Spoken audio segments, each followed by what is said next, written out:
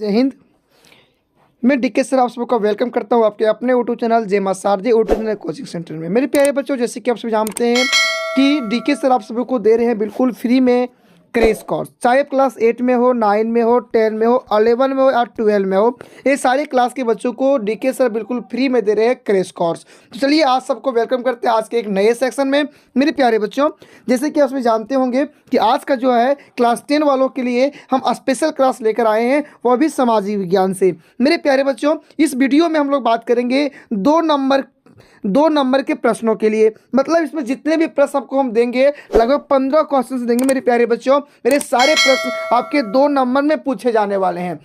तो आज यहाँ से लगभग 14 नंबर आप फिक्स कर लीजिए, क्योंकि आपके एग्जाम में यहाँ से मस्ट इंपॉर्टेंट प्रश्न पूछे जा सकते हैं। चाहे आपका सब्जेक्टिव हो या ऑब्जेक्टिव हो, ये दोनों से आपका टच कर सकता है। चलिए स्टार्ट करते हैं फटाफट। तो यहाँ देखिए कुछ लिखा हुआ है, क्या लिखा हुआ कि इससे बाहर कुछ भी नहीं आएगा। बिल्कुल यहाँ आप पढ़ लीजिए ना, आपका इससे कुछ भी बाहर नहीं आएगा। किसके लिए? 2 नंबर के लिए। तो आपका फर्स्ट प्रश्न है कि यूटोपिया से आप क्या समझते हैं। यूटोपिया से आप क्या समझते हैं मेरे प्यारे बच्चों? जो यूटोपिया होता है ना, क्या होता है? तो इसका जवाब लिखना है कि सभी प्रकार के भेदभावों से अलग एक ऐसे समाज की कल्पना जिसे वास्तविक रूप देना लगभग असंभव है, यूटोपिया या कल्पना दर्श कहलाता है। मतलब क्या लिखेंगे कि जो यूटोपिया है ना, यूटोपिया जो है ना, सभी प्रकार के भेदभावों से अलग एक ऐसे समाज की कल्पना की जाती है जिसे वास्तविक रूप देना लगभग असंभव है, तो वही यूटोपिया कहलाता है। और मेरे प्यारे बच्चों, जो यूटोपिया है ना, यूटोपिया का दूसरा नाम ही कल्पना दर्श है। कोई दिक्कत है? चलिए आगे चलते हैं। तो आपका नेक्स्ट क्वेश्चन है कि सत्याग्रह का विचार से आप क्या समझते हैं मेरे प्यारे बच्चों? सत्याग्रह जो है ना, सत्याग्रह जो है वह सत्याग्रह का शाब्दिक अर्थ है सत्य के प्रति आग्रह करना। ठीक है, सत्य के प्रति आग्रह करना। तो जवाब लिखना कि सत्याग्रह का शाब्दिक अर्थ है सत्य के प्रति आग्रह करना। आपका नेक्स्ट प्रश्न है कि नहीं 2 राजनीतिक दलों के नाम बताइए। तो बहुत सारे राजनीतिक दल हैं हमारे भारत में, बहुत प्रकार के राजनीतिक दल हैं, उनमें से किसी 2 राजनीतिक दलों के। अब गुरुजी पूछिएगा कि बच्चों कि गुरुजी राजनीतिक दल क्या होता है? तो वे पार्टी जो चुनाव लड़ती है। तो कौन कौन? जैसे अभी का जो पॉपुलर पार्टी है आपका, वो बीजेपी है, बीजेपी और कांग्रेस है कि नहीं है? कांग्रेस है। तो बस यही आपको लेकर चलना है, यही 2 पार्टी का नाम बीजेपी और कांग्रेस आपको लिख देना है। अगर कहीं पूछ दे कि बीजेपी का चुनाव चिन्ह क्या है, कमल फूल छाप, कांग्रेस का चुनाव चिन्ह क्या है, तो हाथ छाप। कोई दिक्कत? चलिए आगे चलते हैं। तो आपका नेक्स्ट क्वेश्चन है किन्हीं दो गिर परंपरागत ऊर्जा स्रोत के नाम लिखिए। किन्हीं दो गिर परंपरागत ऊर्जा स्रोत। तो 2 गिर स्रोत हो गया आपका सौर ऊर्जा और पवन ऊर्जा। क्या हो गया? सौर ऊर्जा और पवन ऊर्जा। आगे चलते हैं। तो आपका नेक्स्ट प्रश्न है कि सड़क परिवहन के 2 विशेषताएं लिखिए। जो सड़क होता है ना, इसकी 2 विशेषताएं लिखना है। तो लिखेंगे सड़क परिवहन के 2 विशेषताएं निम्नलिखित हैं। पहला लिखेंगे सड़कों को बनाने में यह परिवहन साधन की अपेक्षा कम लागत आती है। मतलब सड़क परिवहन जो है ना, दूसरे परिवहन की अपेक्षा कम खर्चे में बन जाती है। दूसरा लिखेंगे सड़क परिवहन अन्य परिवहन साधन से कम खर्चीला होता है, इसमें भाड़ा भी कम लगता है। अगर आपको अपने घर से 2 किलोमीटर दूर जाना है तो कोई भी गाड़ी पकड़िए, चले जाइए, इसमें आपका पैसे की भी बचत होती है। आगे चलते हैं। तो आपका नेक्स्ट प्रश्न है कि मुद्रा को परिभाषित कीजिए। मुद्रा मतलब रुपया किसको कहेंगे? तो इसका जवाब लिखना है कि कोई भी वह वस्तु जो समान रूप से विनिमय के माध्यम, मूल्य के माप, धन के संचय तथा ऋणों के भुगतान के रूप में स्वीकार की जा सकती है, उसे मुद्रा कहते हैं। उसे क्या कहते हैं? मुद्रा कहते हैं। ठीक है, आगे चलते हैं। तो आपका नेक्स्ट प्रश्न है कि बहुराष्ट्रीय कंपनियां किसे कहते हैं? जवाब लिखना है कि बहुराष्ट्रीय कंपनी एक ऐसी कंपनी होती है, यानी जो बहुराष्ट्रीय कंपनियां है ना, एक ऐसी कंपनी होती है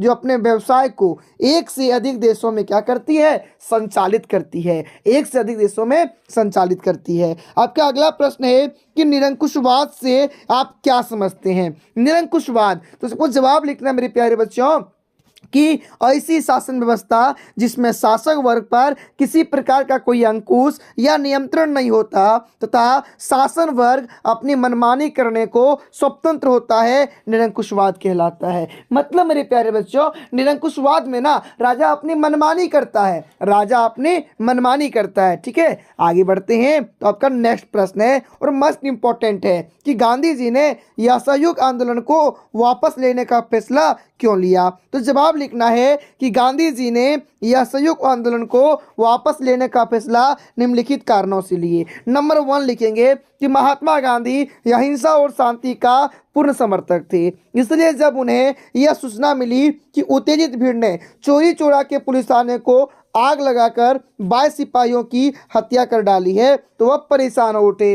उन्हें यह विश्वास न रहा कि वे लोग को शांत रख सकेंगे। ऐसे में उन्होंने असहयोग आंदोलन को वापस ले लेना ही क्या समझा, उचित समझा। दूसरा कारण लिखेंगे कि वे सोचने लगे कि लोग अधिक हिंसक हो जाएंगे तो अंग्रेज सरकार भी उत्तेजित हो उठेगी। मतलब जब लोग अत्यधिक अत्याचार करेंगे ना तो अंग्रेज भी उसकी प्रतिक्रिया देने के लिए वे भी उनका भी खून खोलने लगेगा, आतंक का राज स्थापित हो जाएगा और अनेक निर्दोष लोग मारे जाएंगे। महात्मा गांधी जलियांवाला बाग जैसे हत्याकांड की पुनरावृत्ति नहीं करना चाहते थे, इसलिए 1922 ईस्वी में उन्होंने यह असहयोग आंदोलन को क्या कर लिया, वापस ले लिया। नेक्स्ट क्वेश्चन है मेरे प्यारे बच्चों कि सत्ता की साझेदारी क्यों आवश्यक है। तो आपको जवाब लिखना है कि सत्ता की साझेदारी इसलिए आवश्यक है क्योंकि वह एक ऐसी शासन व्यवस्था है जहां समाज के सभी वर्गों से लोगों का हिस्सा सरकार में होती है।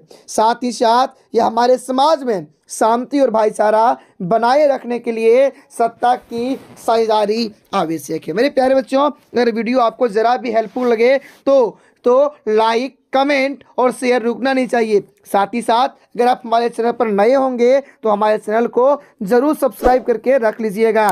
आगे बढ़ते हैं।